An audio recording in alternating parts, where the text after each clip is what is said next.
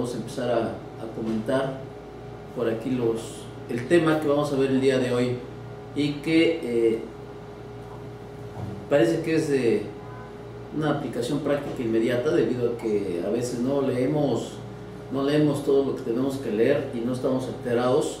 de los cambios que ha habido, y cuando se les presenta la solución pues hay que empezar a investigar desde ceros. Entonces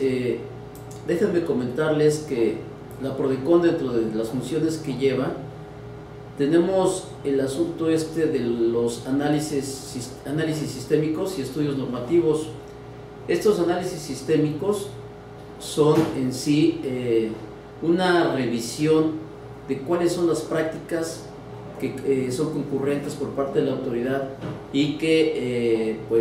tienen cierto dejo de ilegalidad, cierto dejo de dejar al contribuyente en estado de indefensión, y una vez que hacen un análisis muy puntual de toda la fundamentación y adicionalmente de cómo debería de funcionar, ellos dan alguna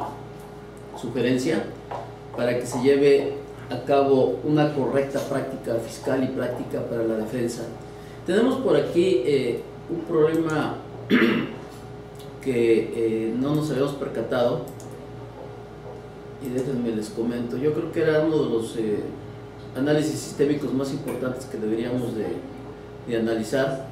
y por esta razón me di a la tarea de comentarle aquí al maestro, déjenme agrandar aquí esto, al maestro Marcos Gutiérrez, que es el encargado, el titular de la delegación aquí en Quintana Roo, de la Prodecon, de que analizáramos este tema. Y es el acuerdo 8 del 2014, en donde la Prodecon sugiere al Servicio de Administración Tributaria elaborar una regla administrativa, lineamiento o criterio normativo mediante el cual regule la impugnación a través del recurso de revocación de actos administrativos emitidos por la autoridad fiscal. Tenemos entonces que, por aquellos que no nos habíamos percatado, que con la derogación del artículo 129 del Código Fiscal de la Federación, y esta derogación se lleva a partir del 1 de enero del 2014, deja a los contribuyentes sin algún procedimiento en alguna sede administrativa para impugnar las resoluciones que no le fueron notificadas o que le fueron ilegalmente, vulnerando con esto la garantía de audiencia, así como los principios de seguridad y certeza jurídica. Y tenemos esto, miren, el artículo 129, que estuvo vigente hasta el 31 de diciembre del 2013, se refiere a impugnación de las notificaciones, las que son recurribles según el artículo 117 del Código Fiscal. Entonces tenemos que nos los quitan a partir del 1 de diciembre del 2014. Y bueno, ¿qué va a suceder? ¿Qué va a suceder? ¿Cómo vamos a manejar el asunto de que este tipo de notificaciones ya no son recurribles? Y la problemática viene de que si ustedes querían seguir manejando su recurso de revocación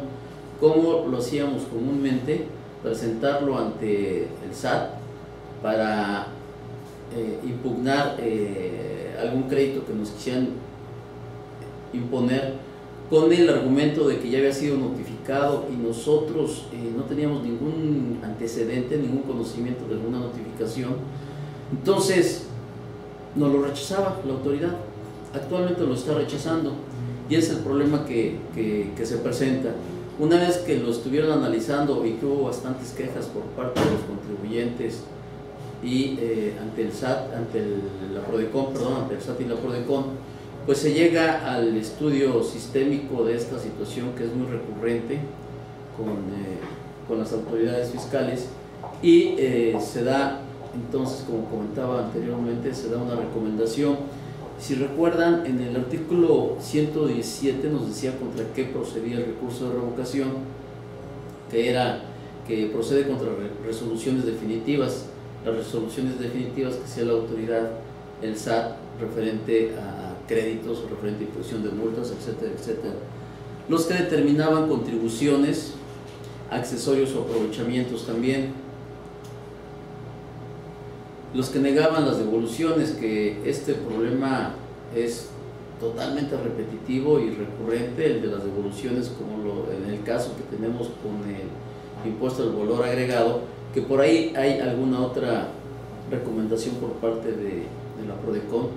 referente a las devoluciones y principalmente las devoluciones del IVA. Si ustedes han tenido oportunidad de tratar de hacer una devolución del IVA, se van a percatar de los argumentos por parte de la autoridad para desechárnoslos y para negárnoslos, y en el peor de los casos que nos declaran como que nos desistimos del procedimiento porque no les damos alguna información. En el aspecto del IVA, déjenme comentarles que tenemos problemas muy graves. Por ahí tenemos experiencias hasta de 2 años, 3 años, tratando de hacer devoluciones del IVA, y las cuales nos son negadas automáticamente, sistemáticamente, por el hecho que, de acuerdo con la aplicación del criterio discrecional de la autoridad, consideran, por ejemplo, algunos gastos que no son deducibles. Creo que en alguna ocasión les comentaba aquí en alguna plática, y se los vuelvo a comentar para que se den cuenta de cuál es el extremo de la aplicación de estas facultades por parte de la autoridad, que nos decía, por ejemplo, en la construcción o los arreglos que haces para un terreno, antes de la construcción tú preparas un terreno para tenerlo listo, para protegerlo, para que no te lo invadan, le pones una cerca de púas, lo limpias, lo desmontas, y empiezan ahí los ingenieros a hacer sus estudios, ¿verdad? Pero bien, ya llega por aquí el maestro Marcos Gutiérrez. Licenciado, te agradezco mucho. Hombre, al contrario, una disculpa por la demora. No, no te preocupes. Estábamos ya platicando, estaba platicando de la derogación del artículo 129 del Código Fiscal, okay, y de la recomendación que ustedes hacen para corregir pues el estado de indefensión en que estaban dejando aquí a los contribuyentes, ¿no? Claro. Por sistema, cuando llegabas a ser recurrible una de esas acciones por parte de la autoridad, pues te lo rechazaban. Así es. Que al no existir el artículo 129 dice, bueno, pues no existe, entonces ya no hay defensa. Claro, que es un tema muy interesante porque la lectura que le está dando a la autoridad es justamente ese, que ya no existe el medio de defensa, pero no, del análisis a la reforma podemos advertir que no propiamente es que se haya eliminado el medio de defensa en contra del desconocimiento de estos actos, sino que la intención del legislador fue justamente como que integrar estos medios de defensa y dejar solamente uno, pero no quiere decir que exista o ya no se pueda controvertir el desconocimiento de estos actos. Y solo un poquito para tomar antecedentes, sí es importante hacer mención de lo siguiente. Dentro de las facultades sustantivas de la Procuraduría se encuentra justamente la posibilidad de realizar la investigación y análisis de problemas sistémicos. Ahora, ¿qué es un problema sistémico? Un problema sistémico es aquel que surge propiamente o que se identifica como un problema del funcionamiento del sistema tributario. Como en este caso, por ejemplo, pues se estima que es procedente este problema porque justamente afecta un derecho fundamental de los contribuyentes o varios derechos fundamentales, como es el de audiencia, el de seguridad jurídica, y que evidentemente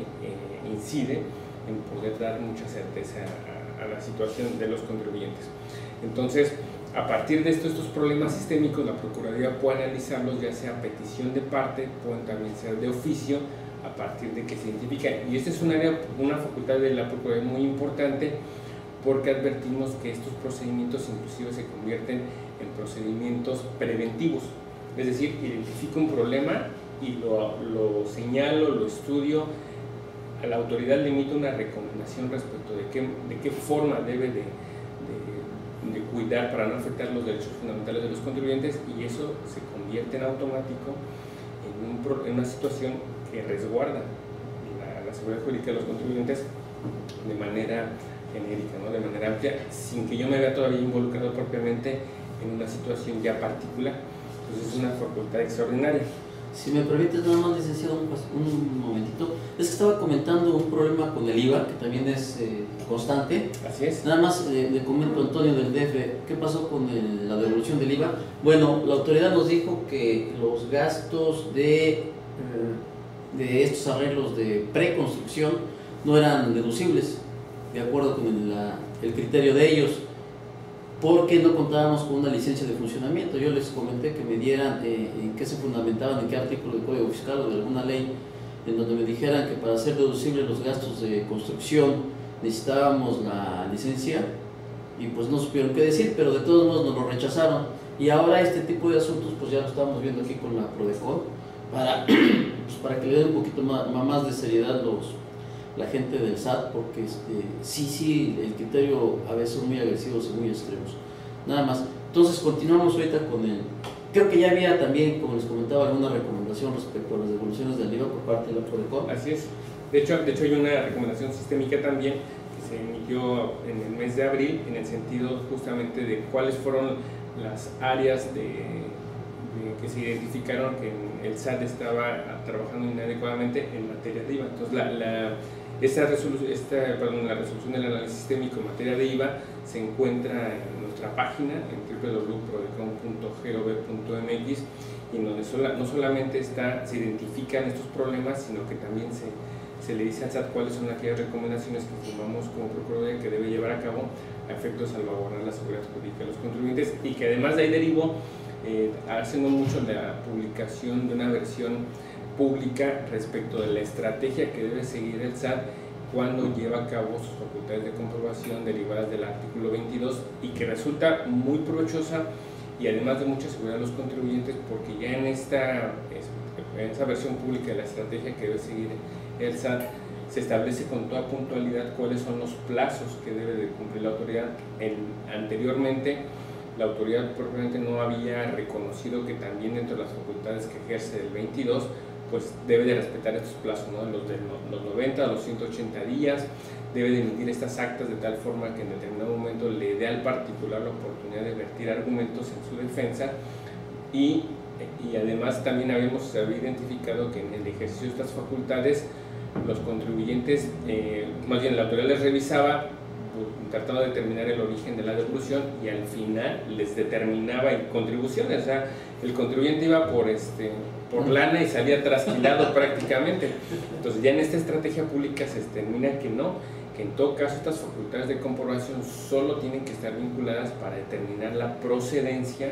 del saldo a favor o no, y que en determinados momentos, si la autoridad identificara que hay una cuestión ahí que es determinable de contribuciones, pues tendría que ejercer sus facultades del 42 de efecto de revisar si en efecto tenían ahí un saldo a favor de la autoridad, ¿no? Entonces, a partir de este trabajo que ha venido haciendo la Procuraduría, sí se ha venido empujando mucho pues el dar claridad, el dar seguridad y certeza jurídica a los contribuyentes, inclusive del alcance que tienen que tener estas facultades que derivan concretamente del 22, ¿no? No, esto es bien importante, mis estimados compañeros, para que lo tomen en consideración, porque sí, efectivamente, como comenta el maestro Gutiérrez, cuando nosotros hacíamos el trámite para una devolución, pues aprovechaba la autoridad y nos revisaba algunos comprobantes, y ellos determinaban, de acuerdo con su discrecionalidad también, de que no eran deducibles, y entonces pretendían hacernos una liquidación sobre eso para que pagáramos diferencias. Entonces esto legalmente no procede. Entonces, como comenta el maestro, la devolución es un trámite. Si ellos determinan que hiciste algo mal o hay gastos no deducibles, tienen que ejercer sus facultades de comprobación, pero vía el trámite que conocemos, ¿no? Mandarte tu notificación, tu requerimiento de información, etcétera, etcétera. Entonces, un buen elemento para defensa fiscal. Claro, completamente. Entonces, en esta versión pública que también está en la página, se puede conocer ahí la estrategia que debe, o los lineamientos que el SAT debe de respetar, pues, para efectos de poder los contribuyentes accedan de una manera clara y precisa, en este caso, a los saldos que tienen a favor. Sí, de devolución. Excelente, excelente. Y entonces, si retomamos el tema, okay, sí, entonces les platicaba, la investigación y los análisis de problemas sistémicos tienen sustento en nuestros propios lineamientos a partir del artículo 66. Recuerden que nuestros lineamientos se encuentran publicados en el Diario Oficial de la Federación el día 27 de mayo del 2014, y en estos lineamientos pues está la descripción de todas nuestras facultades sustantivas, y dentro de ellos pues está justamente el de los análisis sistémicos. Y bueno, la intención de analizar estos problemas es justamente cuando su trascendencia pues pone en riesgo la seguridad jurídica de los contribuyentes, y de ahí la necesidad que la Procuraduría realice un análisis, un estudio, y lleve a cabo mesas de trabajo, realice acciones de investigación con la autoridad a efecto de determinar pues, ciertas áreas de oportunidad que pueden ser siempre buscando la seguridad jurídica de los contribuyentes. Y en el tema que escogimos el día de hoy pues es justamente de la derogación al artículo 129 del Código Fiscal de la Federación, que además es una figura muy interesante y que no solamente se replica en la vía administrativa, sino que recuerden que también en materia de juicio contencioso administrativo, el artículo 16 de la ley propia establece un mecanismo muy parecido y que abona evidentemente a la parte de la garantía de audiencia de los contribuyentes. Aquí el planteamiento de la problemática que se da es que justamente a partir de la reforma que estamos viviendo para este año 2014, consideramos que se dejó a los contribuyentes sin un procedimiento en sede administrativa, o al menos no un procedimiento claro, para efecto de atacar aquellos actos en donde el contribuyente desconozca la notificación o desconozca el acto. Y aquí yo me atrevería a hacer una precisión que bueno, estimo que vale la pena, sobre todo a aquellos nuestros amigos que están estudiando, están apenas involucrados en la parte del derecho, entre conocer un acto y saber de la existencia de él, porque bien es cierto que podemos conocerlo, y me refiero a conocerlo cuando tenemos el documento propiamente ya determinado, nos llegó a nuestro papel, y a lo mejor lo conocemos porque me lo dejaron abajo de la puerta y cuando yo llegué lo encontré, y otra cosa es saber que existe y no conocerlo, o sea, no saber de su contenido. Pues esto es cuando llego a mi domicilio y por ejemplo encuentro pegado una constancia de notificación por instructivo, pero sin que yo tenga el conocimiento del documento como tal. De alguna manera sé que existe, que hay una liquidación o que hubo un requerimiento, pero propiamente no lo conozco, y esto es justamente en donde el artículo 129 del Código Fiscal y el 16 de la Ley Federal de Procedimiento Contencioso Administrativo le abona mucho a la seguridad jurídica de los contribuyentes, o le abonaba el 129, pues porque a partir de esta presunción o de la existencia de un documento, de un acto de autoridad, podía irme al recurso y podía justamente atacarlo, ¿no? Y en los términos que estaba el 129, pues era un artículo que con mucha precisión nos daba un procedimiento muy claro. Decía en su primera fracción, solo para hacer un poco de antecedentes, era: si el particular afirma conocer el acto administrativo, la impugnación contra su notificación se hará mediante la interposición del recurso, y después se podía atacar justamente el acto, pero esta primera hipótesis se refería a cuando yo lo conocía, pero la notificación había sido hecho de manera ilegal. Y el segundo supuesto, que abarcaba la segunda fracción, era cuando no conocía el acto y en consecuencia la autoridad se encontraba obligada a darme a conocer no solamente el acto, sino también las constancias de notificación, y vía ampliación del recurso, entonces pues vertir argumentos justamente atacando la ilegalidad. Y aquí la parte importante es que la posibilidad de atacar la ilegalidad de la notificación era para poder determinar si era procedente o no el medio de defensa en contra del acto. Recordemos que la notificación, el hecho de que una notificación sea ilegal, no hace implícitamente que el acto administrativo sea ilegal también. Recordemos que ya en la emisión de los actos administrativos, la notificación solamente es el acto que le da eficacia al acto de autoridad, pero el acto de autoridad, recordemos un poco las etapas del procedimiento administrativo. Es decir, tenemos la instrucción, en donde el inicio, que es generalmente a través de una orden de autoridad o a petición de parte; la instrucción, que sería la segunda etapa, en donde la autoridad se hace de los elementos para emitir una resolución; la emisión de la resolución sería la tercera etapa; y la cuarta, que vendría siendo la eficacia, que es justamente la notificación, pero son etapas diferentes. Puedo tener un acto administrativo debidamente constituido con sus elementos, pero hasta en tanto no se notifique, no ha sido no es eficaz, no surte efectos al contribuyente, no ha nacido en la vida jurídica y en consecuencia no me afecta. Puede haber ya una liquidación, puedo tener ya una determinación de multa, pero hasta en tanto se me notifica es cuando surge la vida jurídica, ¿no? Entonces, esta parte es muy importante porque ya al momento de defendernos podemos poner en riesgo, si solamente creemos que con desvirtuar la legalidad de la notificación, el crédito como tal también se cae, ¿no? La notificación puede ser ilegal, pero el crédito puede tener todos sus requisitos, o el acto administrativo puede tener todos sus requisitos que no solamente lo hacen legal, sino que además me va a traer la consecuencia de que al ser ilegal la notificación, se me reponga la notificación, pero el crédito como tal queda subsistente, ¿no? Entonces, en ese tema de cuando yo ataco un acto que desconozco cuál es la trascendencia de lograr que la notificación sea ilegal, pues que me podrá hacer conocedor de ese acto en el momento en que realmente lo conocí, y a partir de ahí determinar la procedencia para atacar los elementos, ¿no? Sí, los elementos del acto administrativo, porque de ser legal la notificación, pues entiende que a partir de que en el acta se asentó la fecha, a partir de ahí conocí el acto y en consecuencia ya pudo haber transcurrido en exceso el plazo para interponer el medio de defensa. Déjame preguntarles aquí, licenciado, a los compañeros. Miren, esta situación se daba porque nos tocó también, por ahí estuvimos desempeñando un cargo en el municipio, en la Dirección de Ingresos, y veíamos que los notificadores, a manera de ahorrarse el trabajo y darle comodidad a sus vidas, llegaban a su casa y empezaban a llenar todos los papelitos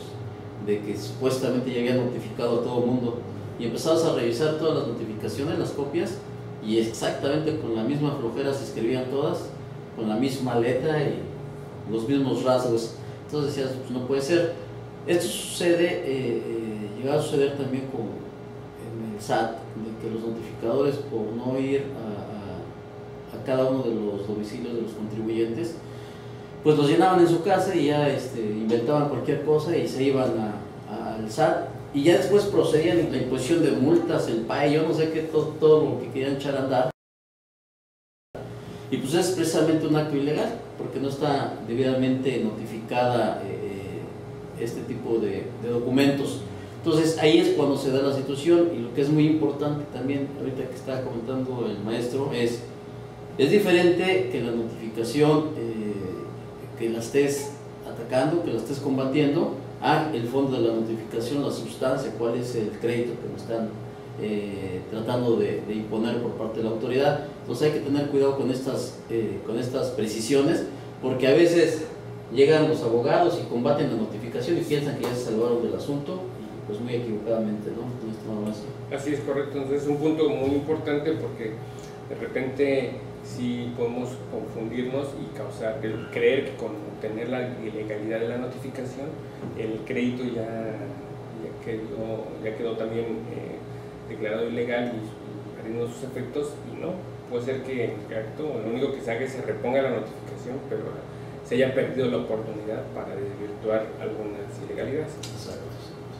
Bueno, y continuando con el análisis el comentario de este análisis sistémico que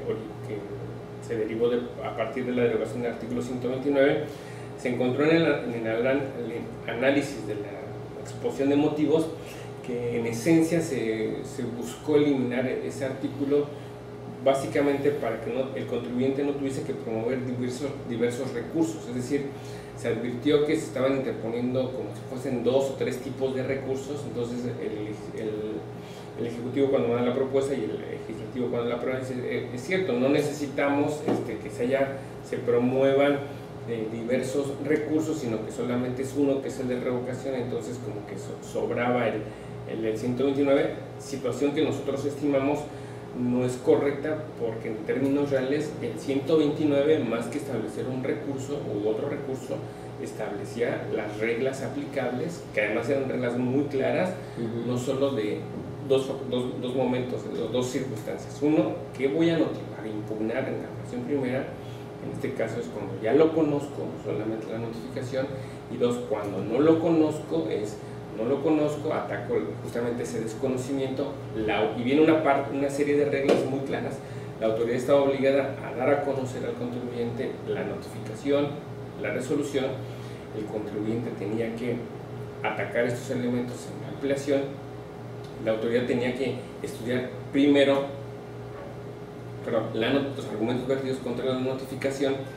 Después, si advertía que la notificación había sido ilegal, tenía por conocedor al contribuyente a partir de la fecha en que él manifestaba, y después pasar al análisis de la resolución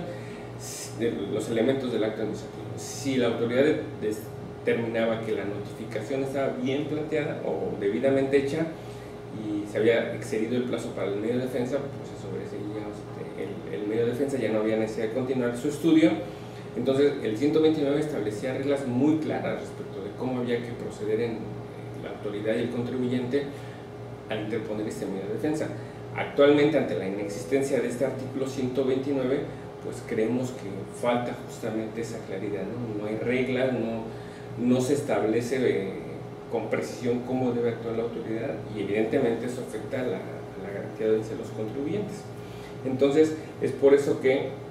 nosotros consideramos que al contrario, no se trataba de la existencia del 129, no se trataba de la afectación de ningún principio, en este caso de economía procesal, porque no se trataba de otros recursos, sino más bien pues, del establecimiento de las reglas, ¿no? Y aquí viene una parte muy interesante. Como parte de la facultad del acuerdo del análisis sistémico, pues es justamente el tema de hacer investigaciones. Se le preguntó justamente al SAT cuál era el procedimiento que ahora tendrían que seguir los contribuyentes cuando se interpusiera este medio de defensa. Y aquí insisto, la derogación del 129 no significa que yo ya no puedo atacar el desconocimiento de actos, Lo único que significó es que esas reglas se acabaron, pero no es una causal de improcedencia el que yo desconozca como para no intentar el medio de defensa. Y en respuesta a estas investigaciones, el SAT, cuando dice voy a permitirme leer lo que resolvió, concretamente a lo que se refiere al 129, estableció que se emitió un lineamiento al respecto, en el cual se precisa que cuando las administraciones locales jurídicas reciban un asunto en que se impugna el desconocimiento del acto administrativo, su constancia de notificación o ambos deberán solicitar a la autoridad competente la resolución correspondiente, así como su constancia de notificación y, en su caso, aquella documentación que estimen conducente a fin de analizarla para emitir una resolución apegada a derecho. Entonces, de la respuesta que emite el SAT sí se advierte que hay un lineamiento de cómo va a actuar al interior, pero la verdad es que consideramos que pues no especifica si la autoridad se encuentra obligada a dar a conocer la resolución junto con su notificación, y si se puede o no ampliar el recurso, y el contribuyente en consecuencia podrá hacer valer agravios. Y ese tema es muy importante, porque si bien es cierto, de acuerdo con el 63 del Código Fiscal, la autoridad puede emitir su resolución con base en los elementos que tenga en sus propios archivos, también es cierto que la experiencia nos lleva a darnos cuenta que en algunos casos la autoridad no ejerce esa facultad, es decir, resuelve a partir de los elementos que tenga, y si bien existe este lineamiento, como no es público y no está claro en ley, pues pareciera ser que es un poco inclusive discrecional. Y además, yo autoridad le puedo pedir, en este caso las locales jurídicas, que son las que resuelven los recursos, le puedo pedir a la local de auditoría, a la local de recaudación o de servicio al contribuyente que me dé a conocer pues justamente la notificación, el acto, y yo hacer un análisis aquí de escritorio, pero que evidentemente no es lo mismo hacer un análisis de escritorio desde mi perfil de autoridad a cuando el contribuyente tenía la oportunidad de vertir argumentos de ampliación, en donde sí pueda advertir algunas ilegalidades que puedan ser muy consistentes, sobre todo en el tema de las notificaciones, ¿no? Sí, y aquí nada más déjame también hacerles una aclaración. A ver, colegas, lo que hay que tener cuidado es que cuando ustedes pretendían recurrir alguna, pues no sé, el aviso que les daba, ¿verdad?, de que ya tenían un problema por ahí que no estaba notificado, se les debe de hacer del conocimiento en determinado momento para poder estudiarlo y escribir los argumentos para defenderlo. Entonces, se definió también este plazo fecha. No, de hecho, te digo, en el lineamiento que exhibe la autoridad no dice eso, ¿no? Prácticamente lo único que establece es el deber de la autoridad que resuelva el recurso de solicitar a la otra área, la que haya emitido la resolución o la que llevó a cabo la notificación, dame a conocer las circunstancias y que las analice para emitir la resolución, pero nada más. Entonces, interno entre ellos y es. el contribuyente por allá que avisamos. Justamente, entonces es una parte que sí es a nuestra perspectiva de defensores de derechos fundamentales, es que sí le afecta considerablemente al contribuyente, pues porque se ve impedido para ejercer plenamente su derecho de audiencia a efecto justamente de formular agravios, ¿no? Y me voy a permitir aquí leer una parte como parte de este análisis en donde estimamos lo siguiente. Dice: este ombudsman estima de gran importancia a efecto de dar cabal cumplimiento al artículo 1 constitucional que las autoridades fiscales elaboren lineamientos que establezcan la obligación a cargo de las autoridades sustanciadoras de los recursos de revocación, dar a conocer al contribuyente con toda certeza el acto y o su constancia de notificación, así como otorgarle un plazo razonable para que amplíe su recurso y ejerza plenamente su derecho de audiencia y defensa legal. Entonces, lo que nosotros decimos, bien, si ya estableciste un lineamiento de que vas a solicitar, pues que tu propio lineamiento le permita al contribuyente conocer esa resolución, su notificación, y en todo caso darle oportunidad de que te vierta más argumento, ¿no? Claro. Entonces, es como parte del resultado que nosotros advertimos, y recordemos que a partir de la reforma constitucional del artículo 1, pues en el artículo 1 es muy claro en el sentido de que la autoridad es la principal interesada, debe de ser los primeros en llevar a cabo el respeto de los derechos fundamentales de los contribuyentes, ¿no? Entonces, si desde la instancia administrativa estoy advirtiendo que me están impugnando un crédito que el contribuyente manifiesta desconocer, mi deber como autoridad en respeto a los derechos fundamentales es preservar y asegurarle debidamente su acceso a la garantía de audiencia, y no solamente con la presentación del recurso, porque además de repente se convierte el problema de voy a controvertir algo que desconozco, y es un poco de llegar a dar golpes al aire, ¿no? Sí. Precisamente los conozco y a lo mejor puedo decir así a ciegas y que estimo que la resolución se emitió por autoridad incompetente o que carece de firma autógrafa, pero venimos haciendo argumentos pues al aire. Claro. Esperando que uno de esos sea contundente sin tener los elementos, ¿no? Y si la autoridad de repente solamente a su análisis interior dice, pues mira, sí tengo constancias de notificación y tengo la resolución, en consecuencia es legal, sin haberle dado vista al contribuyente, estimamos que sí se le pone en una afectación considerable, ¿no? Aquí mismo en la alegación, a partir de los asuntos que hemos podido desahogar, hemos tenido justamente muchos casos así, en donde la autoridad en el procedimiento de quejas nos asegura que la notificación se realizó debidamente, nos exhiben las constancias y advertimos que citatorios llevados a cabo por instructivo, recordemos que de acuerdo con el 134, 135, 36, 37 del Código Fiscal, si bien es cierto la notificación puede llevarse a cabo por instructivos, esa posibilidad es para la notificación, pero no para el citatorio, porque si tú realizas un citatorio por instructivo, evidentemente no hay constancia de que el contribuyente pudo haberse enterado de que se le iba a notificar de esa manera, o más bien que se le iba a realizar la notificación de un acto de esta forma. Hemos advertido también, por ejemplo, procedimientos administrativos de ejecución iniciados por instructivo, sin que esté circunstanciado que se requirió la presencia del contribuyente, que en el lugar no había ninguna otra persona, que se acudió con un vecino a efecto de poder atender la diligencia. No hay nada de estas circunstancias, y evidentemente cuando los contribuyentes radican la alegación es porque se enteran del acto, porque ya la cuenta bancaria está inmovilizada, porque ya no pueden hacer algún movimiento, o porque ya tienen encima el procedimiento administrativo de ejecución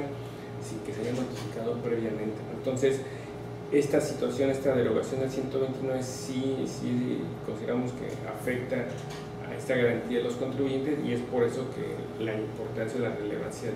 del análisis técnico que nos queda la Procuraduría. Y bueno, también el sentido del alcance de este análisis es justamente pues, lo que se busque es que exista un efectivo acceso a la justicia, que hay un derecho fundamental consagrado en el artículo 17, pero además ya por ahí hay algún criterio de colegiados en el sentido de que este derecho al acceso a la justicia implica otras subgarantías que se les denominó el colegiado, en el sentido de las garantías de prontitud, eficacia y expeditez contenidas en el segundo párrafo del 17 de nuestra Carta Magna, no deben expandirse a los procedimientos administrativos que también se consideran como no contenciosos. Entonces, sí es un punto muy importante, porque ya podemos ver cómo desde el Poder Judicial, al momento de resolver las controversias, ya están reorientando las materias en el sentido de que la autoridad es la que debe de preservar estas subgarantías, que se les denominan así por parte del Tribunal Colegiado, pero además sobre todo el derecho a la justicia, ¿no? Al acceso a la justicia. Y además también tenemos por ahí otro tema que es muy importante en el acceso completo. No basta que me abras la puerta para interponer el medio de defensa. Si al final del día interponer el medio de defensa a través del recurso de revocación va a ser un acceso a la justicia, pero es incompleto, si es pues de alguna manera a medias, pues evidentemente no está salvaguardando debidamente ese derecho fundamental. Que esto es también muy importante de análisis, porque siempre hemos considerado, tanto algunos contadores que hemos hecho algunos recursos de revocación, pues que sentimos que como lo resuelve la propia autoridad en contra de sus propias resoluciones, pues siempre se van más lógicamente a dar las conclusiones a favor de la propia autoridad. Entonces, aquí queda claro que el recurso de revocación debe de seguirse los mismos pasos, como se comenta aquí en esta tesis, del procedimiento contencioso administrativo, respetar todos los derechos y la debida, lo procedimental, el criterio, ¿verdad? Todo por parte de la autoridad. O sea, no es diferente, ¿no? Porque yo, autoridad, lo estoy haciendo, yo siempre lo voy a dictar en contra del contribuyente, que desgraciadamente es la idea que tenemos hasta ahorita y que siempre hemos tenido. Pues esperemos que ya vaya cambiando, ¿no? Claro. Y pues bueno, y en esta continuidad respecto del resultado de este análisis sistémico, al final nosotros como Procuraduría se emitió la sugerencia en el siguiente sentido, y voy a permitir leerla en el sentido de que se sugiere al Servicio de Administración Tributaria elaborar una regla administrativa, un lineamiento o criterio normativo mediante el cual regule la impugnación a través del recurso de revocación de actos administrativos emitidos por las autoridades fiscales cuando se alegue su desconocimiento por ausencia de notificación o porque ésta se estime ilegal, para dárselos a conocer a los contribuyentes dentro del procedimiento del recurso de revocación y otorgarles un plazo razonable a efecto de que estos hagan las manifestaciones que consideren procedentes en contra de dichos actos. Y a partir de esto, sí quiero hacer notar una ventaja que es sustancial cuando se emiten estas recomendaciones y estas sugerencias también derivadas del análisis de problemas sistémicos, es que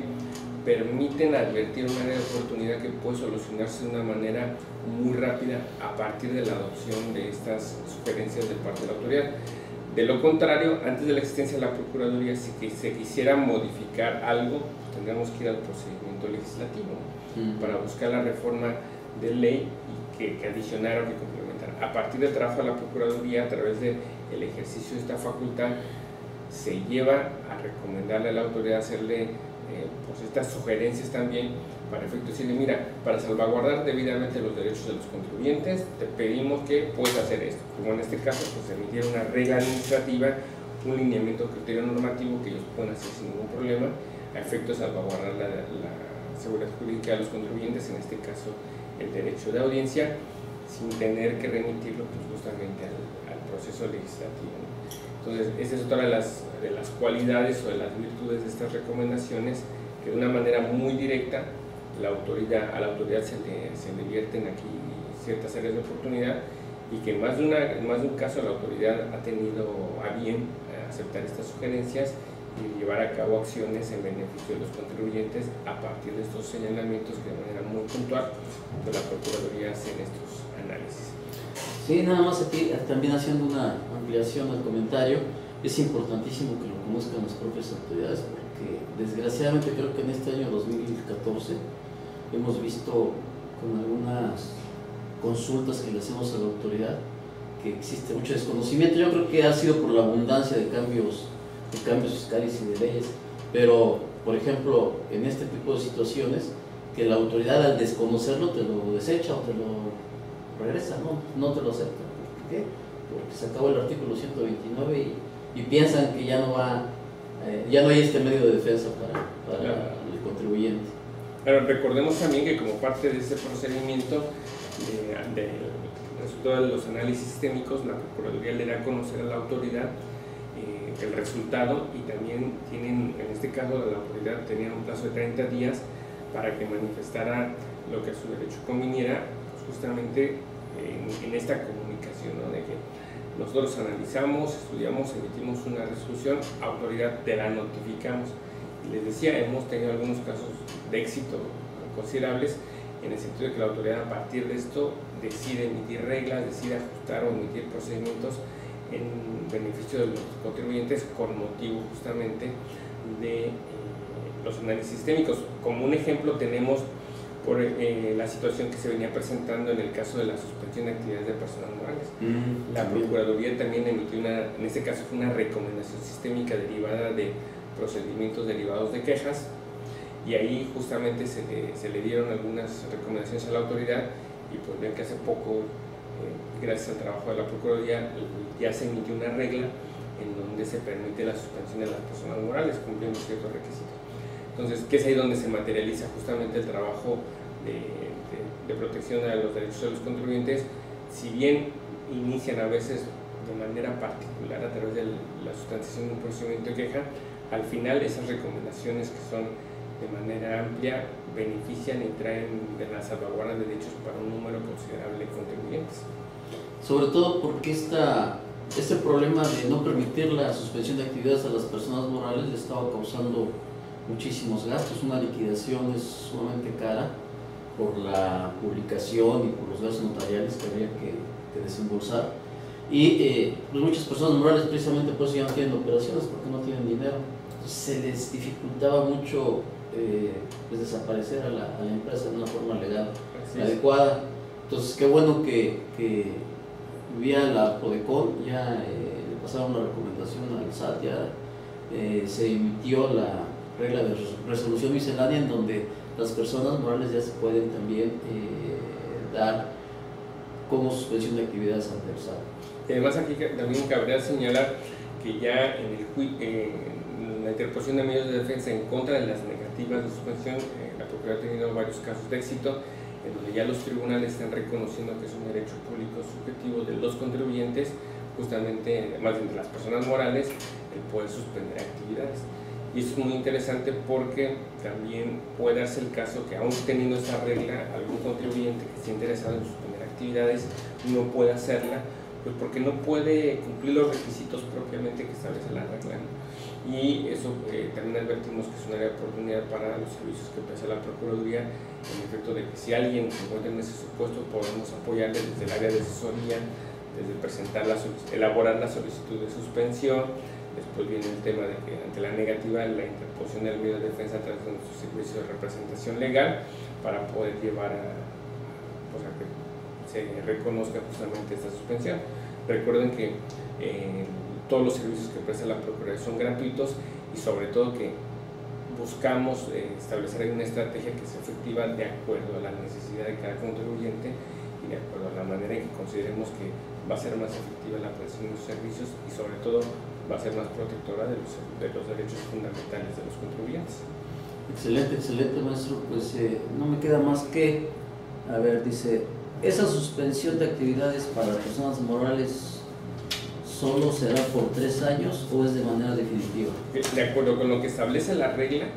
en efecto solamente son 2 años de entrada y prorrogable 1 año más. Sin embargo, en los asuntos en donde hemos ido al medio de defensa, se obtiene un reconocimiento de suspensión indefinido, no está limitado a un periodo. Creemos que a algunos contribuyentes les puede ser atractivo solamente por unos 2 años, un breve tiempo, pero aquellos que no y que quieran un plazo mayor, pues evidentemente está el medio de defensa, porque estimamos que la suspensión como tal, de manera genérica, el lato sensu, es un derecho fundamental que hay que hacer valer en caso de que no queramos solamente una suspensión provisional de un tiempo limitado. Así está, Felipe, entonces sí te queda claro. Bueno, y este asunto de evitar las suspensiones de personas morales es también que muchos contribuyentes abusaban y dejaban a la persona moral en estado de suspensión, pero por toda la vida, y se estaba llenando el SAT de contribuyentes que no tenían actividades. Entonces, pues hay que analizarlo también desde ese punto de vista. Maestro, te agradezco mucho el día de hoy tu tiempo. Sabemos que andas muy ocupado, qué bueno que estuviste con nosotros. Vamos a reanudar las pláticas cada mes que teníamos. Por cuestiones de tiempo y de compromiso ya no se pudo